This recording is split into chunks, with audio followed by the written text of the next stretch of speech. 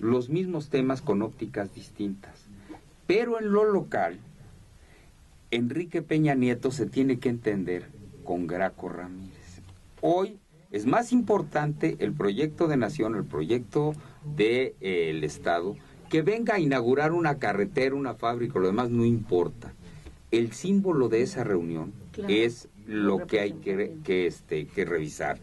Como también hay que revisar la trascendencia que en esto tiene la búsqueda de los derechos humanos. ¿Cómo está Morelos hoy en materia de cumplimiento y respeto de los derechos humanos, Lucero?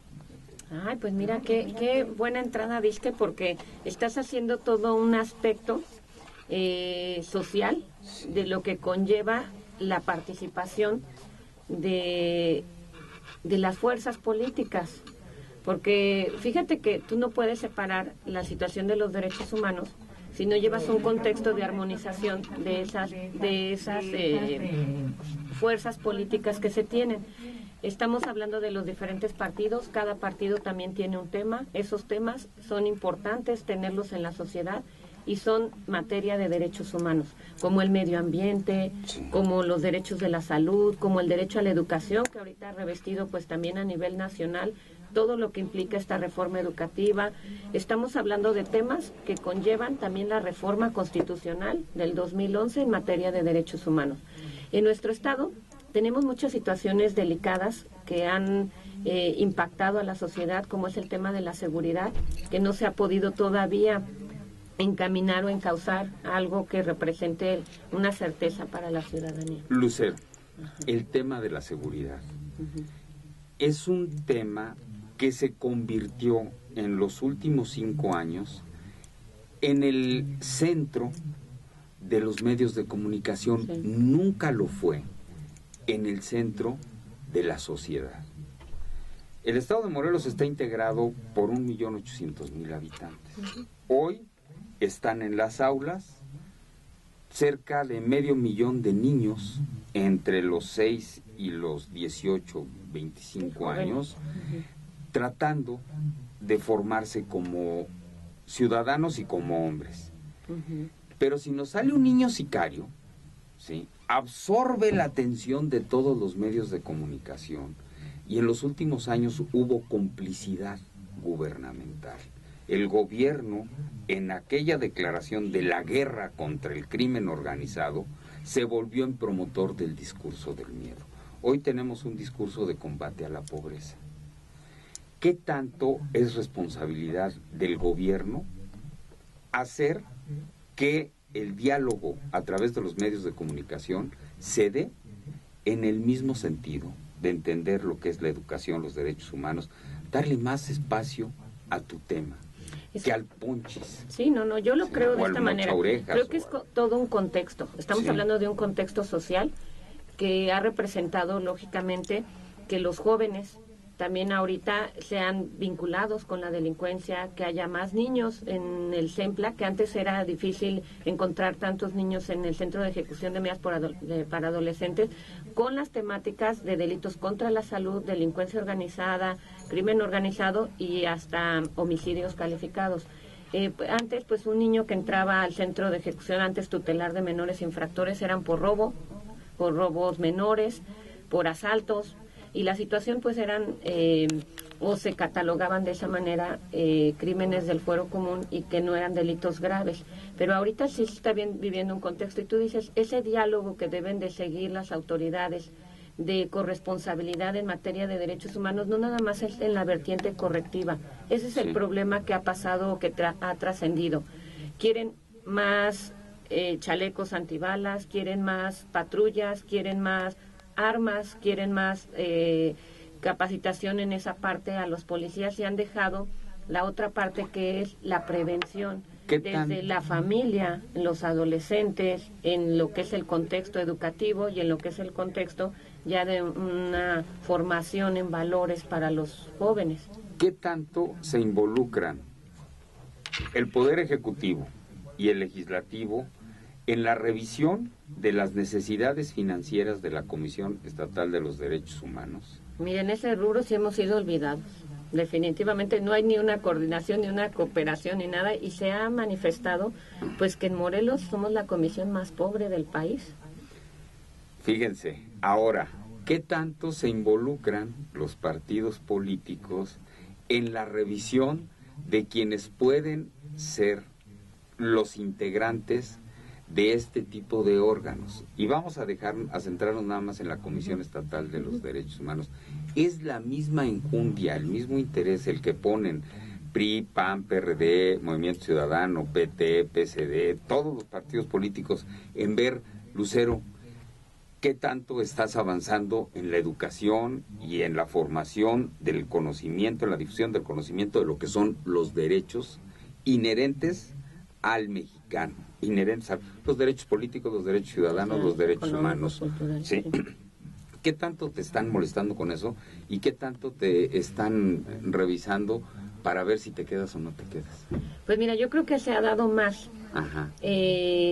A término de una gestión, el interés sobre la Comisión de Derechos Humanos, que en el caminar de lo que es realmente ver los proyectos, programas, los POAs, los que nosotros mandamos para que verdaderamente funcione los derechos humanos en la sociedad, el que sepan qué hace un visitador, cómo es un procedimiento de queja, qué implicación tiene una recomendación, ese documento tan importante que emiten las comisiones y que son prueba plena en cualquier juicio, y que muchos legisladores pues desconocen todo ese mecanismo.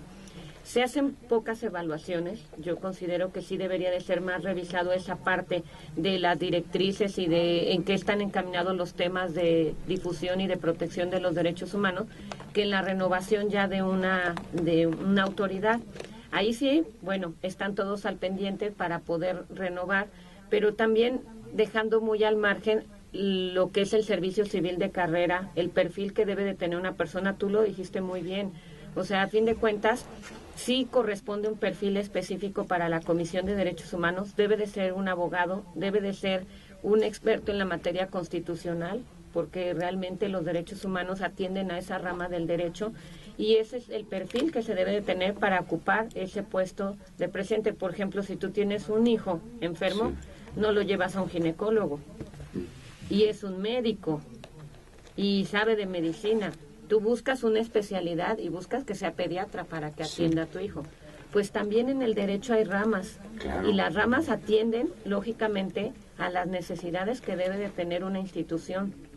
Un penalista, un agrario, un fiscal, son abogados, pero en derechos humanos debe de haber alguien en constitucional y amparo que pueda revisar los mecanismos de defensa y protección de los derechos humanos. Fíjense, ahorita que estaba hablando Lucero Benítez de eso, me hizo acordarme del derecho electoral. El derecho electoral es un derecho por el que se ha luchado en México en los últimos 100 años en el mismo sentido. Desde que nos agarramos a golpes en aquel juego del sufragio efectivo no reelección, se ha tratado de impulsar el derecho electoral. ¿Saben cuándo se escribió el primer libro sobre derecho electoral para Morelos? Hasta que hubo un tribunal estatal electoral. O sea, después de que ciudadanizó el proceso electoral. Antes no había un solo libro. ¿Y qué creen? Tampoco existía la materia de derecho electoral en las facultades. No existía. O sea, todo ese rezago se tiene que remontar. La cultura de la violencia. La cultura de la violencia es algo que se tiene que revisar en este cambio, en esta transición, en esta evolución que está teniendo la sociedad. No hay un libertinaje en la difusión de la violencia provocada por una falta de acuerdo entre el gobierno y la sociedad. O sea, no hay demasiado morbo, se está inculcando el morbo en los niños. Pues mira, yo lo que te puedo comentar es que sí ha existido un debate muy grande en este tema, porque muchos profesores, maestros, al enseñar de una manera tan pues gráfica todo lo que es la violencia, consideran que de esa manera van a impedir que muchos jóvenes sigan delinquiendo. Mira, esto es lo que te puede pasar si tú te formas en las filas de la delincuencia, y te voy a enseñar cómo terminan muertos o cómo... Y eso sí efectivamente ha generado un morbo desmedido. El hecho del fenómeno del bullying también ha representado en los jóvenes el hecho de buscar una calle en donde antes se peleaban unos chamaquitos y ahí quedaban, no, ahora lo graban, ahora lo suben y ahora muchos niños tienen acceso a esas redes sociales donde están viendo ese tipo de violencia y donde les está generando un morbo diferente a lo que se tenía. Entonces, ¿qué tanto esta información y este acceso a toda esa violencia que se ve sistemáticamente en los medios de comunicación, en los periódicos, en las revistas, en lo que se vende en cualquier lado, y lo que los padres de familia quieren también darles de conocimiento a los niños de lo que está pasando en materia de violencia, los feminicidios, las ejecuciones, eso que antes no se vivía? Cuando yo estuve en la escuela de periodismo, nos decían que el periódico tenía sus secciones muy definidas. La sección política lleva contenido político, la sección de espectáculos lleva contenido de espectáculos, la sección financiera lleva contenido financiero, y existía una sección policíaca, y aparecían la información de la sección policíaca, y se concentraba toda en una sola sección, pero no estaba mezclada en las portadas como sucede ahora. ¿Por qué les pregunto esto? Cuernavaca es de las pocas ciudades en donde los niños, antes de llegar a la escuela, ya vieron un descabezado. Normalmente ese tipo de publicaciones están en una bolsa y están en los puestos de periódicos y va por esa publicación el que la quiere comprar, pero no se la ponen en el cristal en la madrugada. Seguramente tú cuando venías para acá te topaste con un vendedor de esos. No se trata de perseguir a nadie, sino simple y sencillamente darle un poco de orden y de respeto a la sociedad. ¿Debe el gobierno o no proponerle a las empresas que realizan esas impresiones a que las vendan en una bolsa en los puestos de periódicos como se vende la pornografía? Sí, fíjate, para no llevar a los niños así al... No, en ese tema que tú hablas de la pornografía, incluso hace un tiempo, en la gestión del doctor Coronato, se hizo una revisión de lo que implicaba el exhibir la pornografía en los puestos de periódico, y ahorita que hablas de eso, pues tenemos el tema tan trascendente en este gobierno de lo que es la trata de personas y lo que ha implicado este fenómeno en nuestro estado, en donde desafortunadamente en una manera discriminada se comercializa sexualmente con menores de edad. Ya hay lugares en donde venden videos de hoteles en donde participan menores de edad. Hay lugares ya en diferentes, en Cuautla, en Huitzilac, en Yautepec, en Temisco y aquí en Cuernavaca, donde se tienen spas disfrazados, donde también trabajan niños, donde se tienen hoteles, donde se tienen bares, donde hay lugares que ya están plenamente identificados y que las autoridades pues están siendo omisas en revisarlos, en otorgar ese tipo de permisos. Lucero Benítez, muchísimas gracias. No me dé las gracias, al contrario, muchas gracias por el espacio. Ha sido para nosotros un placer recibirte en esta primera de muchas visitas que vamos a tener. Vamos a platicar verdaderamente de lo que son los derechos humanos y el derecho de la comunicación. Es un derecho que no se revisa, ¿sí? Todos tenemos el compromiso de acceder a toda la información posible. Sí. Tiene que ser de forma ordenada. No hay libertinaje. Hay libertad de expresión, no libertinaje. Lucero Benítez, muchísimas gracias. No, al contrario, muchísimas gracias. Encantada de haber estado aquí en tu programa con tu radio escuchas, y vamos a estar muy al pendiente, y los temas que les vayan interesando, y si nos invitan nuevamente, vamos a ser muy agradecidos. Ni libertinaje ni censura. Señoras y señores, muchísimas gracias.